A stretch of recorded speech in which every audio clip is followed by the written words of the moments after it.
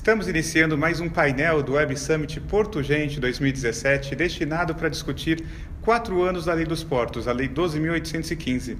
Hoje temos o prazer de receber Mário Teixeira, presidente da FENCONVIB, que é a federação que representa alguns trabalhadores portuários, como arrumadores, amarradores, conferentes, entre outras categorias portuárias. Mário, é um prazer recebê-lo aqui. Vamos falar um pouco do assunto. Eu queria que você iniciasse falando, na sua visão, os avanços que a Lei 12.815 trouxe para os trabalhadores portuários. Nós tivemos diversos avanços, embora existam algumas críticas, até no meio dos trabalhadores com relação a essa nova lei, mas essa lei ela trouxe, ela supriu muitas lacunas que existiam na legislação anterior. Por exemplo, eu acho que a questão na contratação com vínculo empregatício. Pela legislação anterior, existia muita dúvida com relação à contratação de trabalhadores de capatazia. Se eles deveriam ser contratados só entre os trabalhadores do sistema órgão ou podia pegar de fora do sistema. Nós tínhamos muita disputa na justiça sobre esse assunto. Felizmente, com a nova lei, com a 12.815, ficou bem claro que a exclusividade para a contratação de trabalhadores avulso do sistema órgão também abrangeria os trabalhadores de capatazia e de bloco. Essa dúvida foi sanada. Então, hoje, pela nova lei, quem quiser contratar trabalhador com vínculo empregatício tem que pegar no sistema órgão. Outro item importante também é que agora nas negociações coletivas tem que ser incluído garantia de renda, está bem claro na nova lei portuária. Outro avanço também, que estava, uma questão que vinha sendo discutido na justiça, principalmente na justiça do trabalho, era com relação aos trabalhadores que se aposentavam, que vinham sendo excluídos do sistema. A nova lei deixou bem claro que aquele trabalhador que se aposentar por tempo de serviço, ele continua no sistema órgão. Ou seja, a lei trouxe a isonomia com os demais trabalhadores do Brasil. Quem se aposenta por tempo de serviço, em qualquer atividade, não deixa o emprego. Agora também o trabalhador avulso que se aposentar por tempo de serviço não pode ter sua matrícula ou registro cassado pelo órgão gestor de mão de obra, ou seja, continua trabalhando. Outro avanço interessante foi o reconhecimento dos trabalhadores do porto como integrantes de categoria profissional diferenciada. É uma coisa muito difícil de alguém entender, assim, o que é isso? Significa o seguinte, que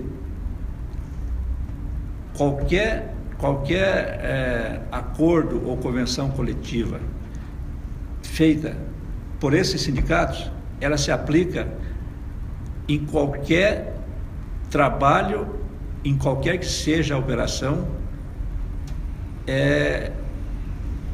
obriga, vamos dizer, a cumprir essa convenção coletiva, mesmo as empresas que não fazem parte do sistema de trabalho no porto organizado, elas têm que cumprir a convenção coletiva. Exemplo, lá em Santos tem o pessoal da COSIPA, antiga COSIPA, que não é mais COSIPA. Eles estão fora da área do porto organizado, mas se eles usarem trabalhador avulso, eles têm que cumprir a convenção coletiva do SOPESP, mesmo que não sejam filiados ao SOPESP. Isso aí é o princípio da categoria profissional diferenciada. Outra questão, outro avanço, a prescrição, por exemplo, prescrição para o trabalhador do porto e a justiça pedir seus direitos. Essa prescrição vinha sendo colocada como se fosse 2 anos. Existia uma dificuldade muito grande de... Cada tribunal, cada vara do trabalho tinha um entendimento. Agora ficou bem claro que a prescrição é 5 anos. O trabalhador avulso pode retroagir e pedir direito de 5 anos atrás, a não ser que ele já esteja com o seu registro cancelado no órgão gestor de mão de obra. A partir do momento que ele tiver o registro cancelado, aí passa a ser 2 anos. Mas enquanto não for cancelado o registro, a prescrição é 5 anos. Também o que é muito importante no termo do contexto da lei. Essa lei, diferente da anterior, ela criou um capítulo exclusivo para o trabalho portuário. Ficou bem claro que quem for interpretar a lei, ele vai lá no capítulo 6º da lei e vai ver que tudo ali se trata de trabalho portuário. A legislação anterior fazia uma menção de passagem, como diz o advogado en passant, sobre trabalho portuário em disposições transitórias. Agora não, ficou no corpo definitivo da lei um capítulo próprio do trabalho portuário. Isso aí foi um avanço importante também. Eu queria que você falasse um pouco, Mário, agora sobre a questão do trabalho portuário, daquelas pessoas que atuam nos terminais de uso privado, nos TUPs. A questão do TUP foi muito discutida no processo legislativo, que transformou a MP 595 na Lei 12.115. Como acontecia anteriormente, que os TUPs não eram obrigados a usar o trabalhador do órgão, continuou também não sendo usado, não sendo obrigatório de usar.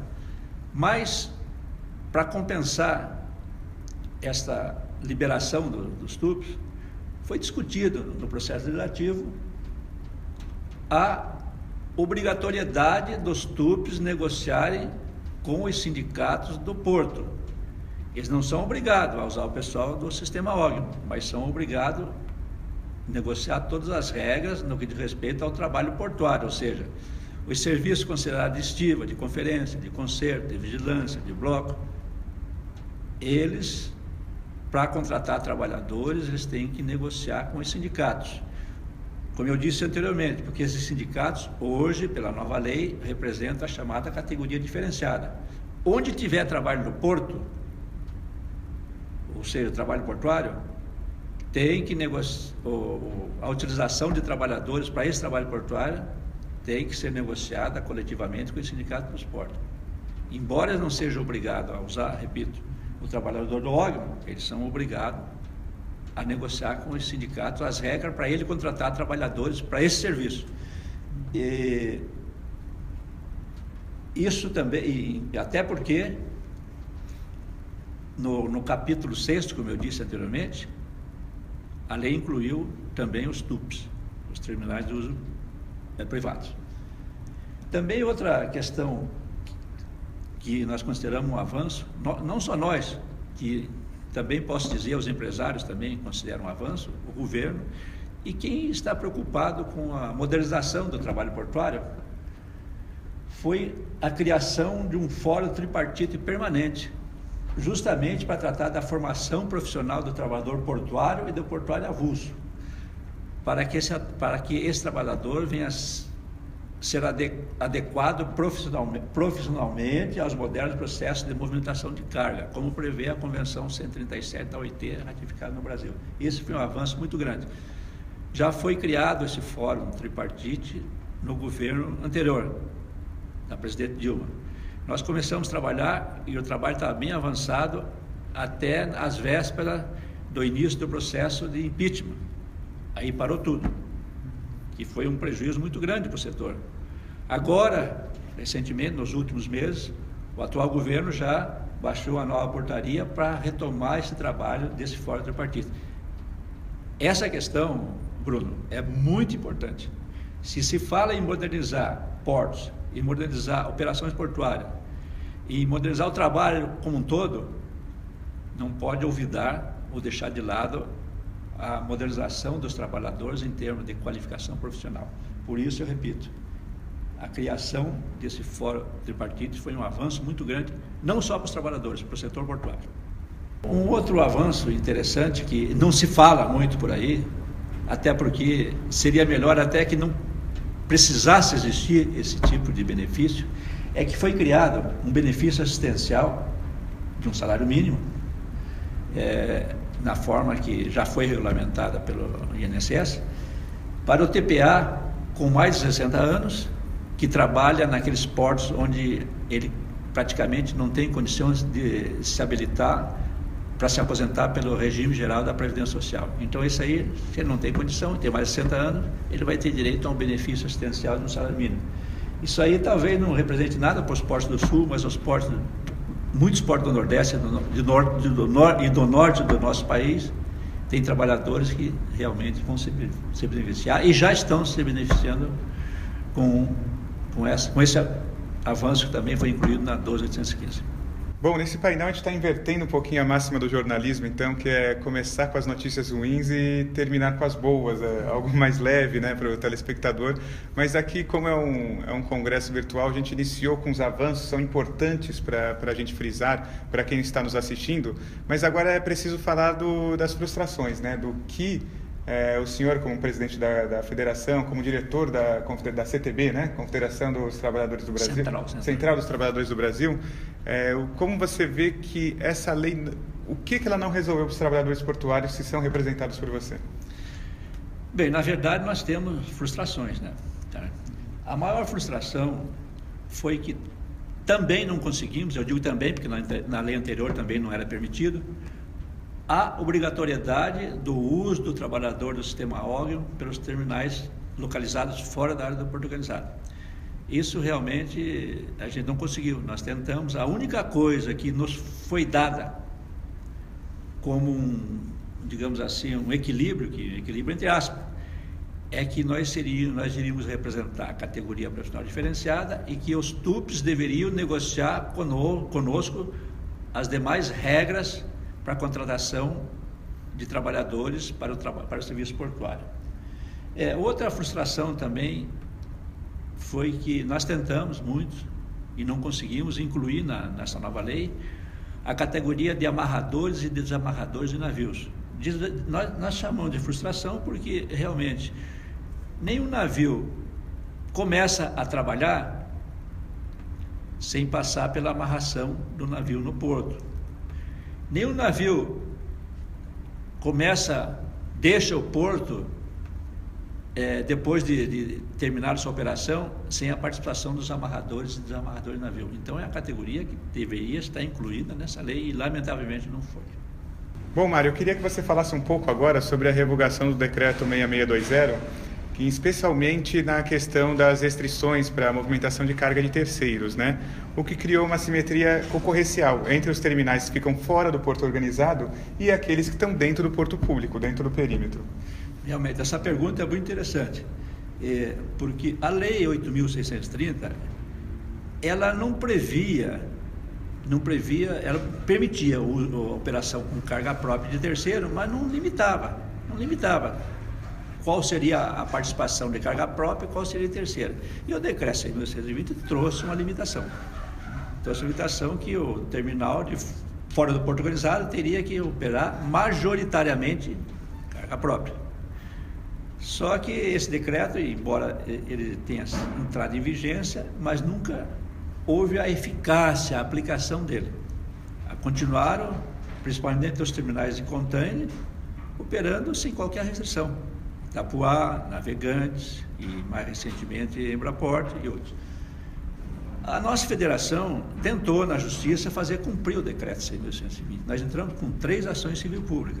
Não conseguimos eliminar e o processo ficou rolando, veio a nova lei e agora o que está acontecendo? A Justiça Federal está extinguindo esse processo por perda de objeto. Então, realmente, a lei não foi cumprida anteriormente e com o fim de qualquer restrição para uso de carga de terceiro, principalmente os terminais de container foram os maiores beneficiados.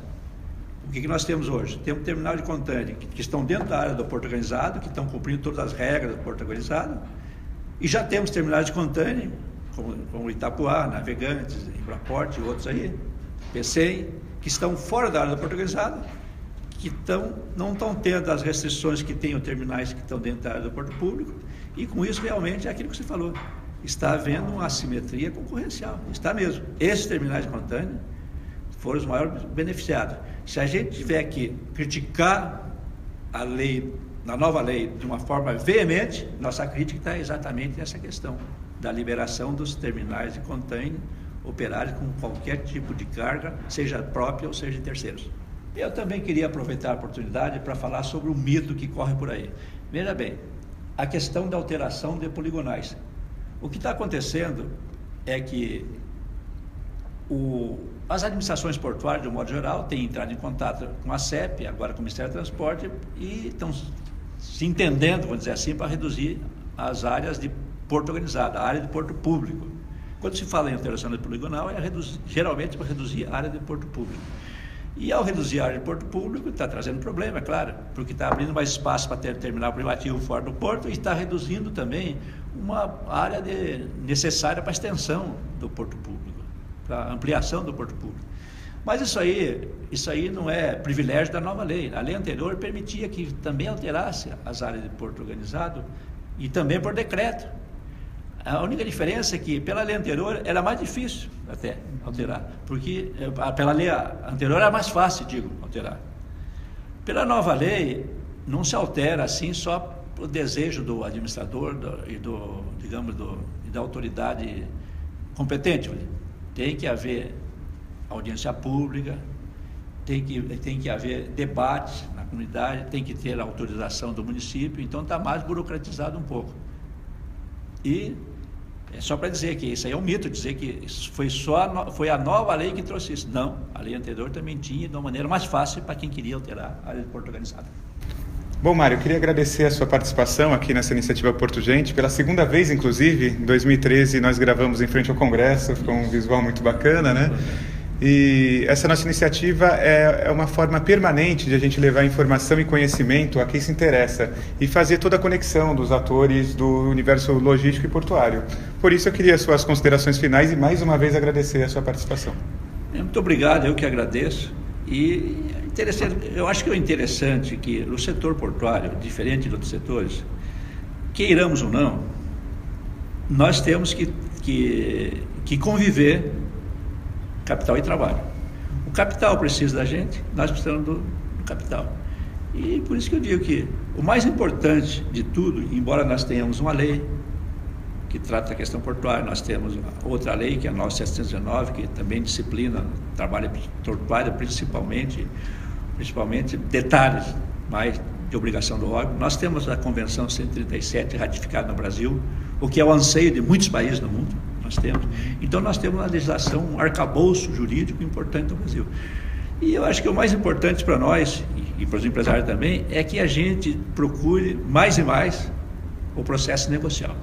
Usamos os instrumentos jurídicos que temos, mas o mais importante do Porto, e esse é o apelo que eu deixo, não só para os trabalhadores, mas também para os empresários, é que nós podemos avançar muito, e muito mesmo, mas muito mais através do processo negocial.